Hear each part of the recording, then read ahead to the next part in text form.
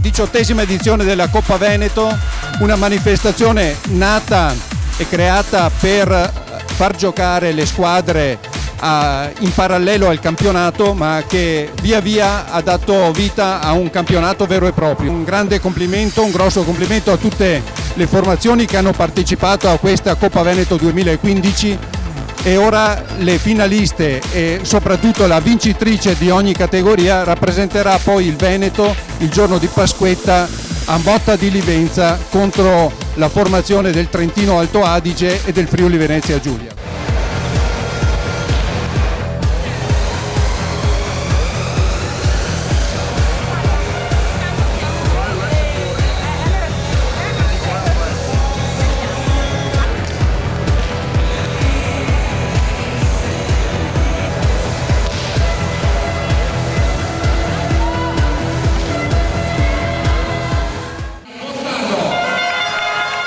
Con il numero 12 Beatrice Speggiolin, con il numero 16 Isotta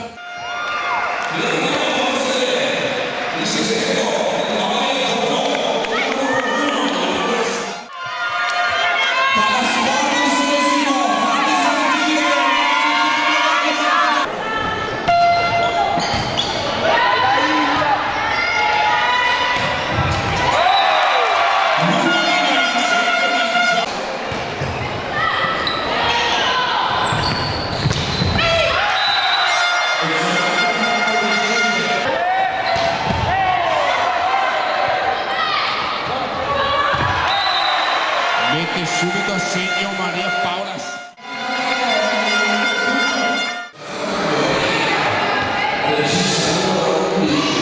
Capitano numero 9 Nicol Valotto.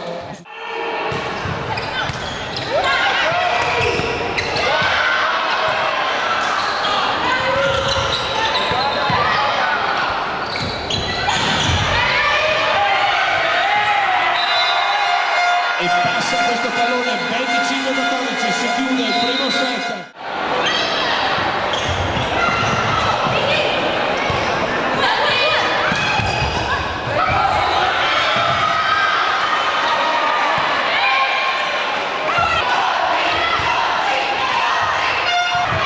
E sfrutta al meglio questa volta questo pallone.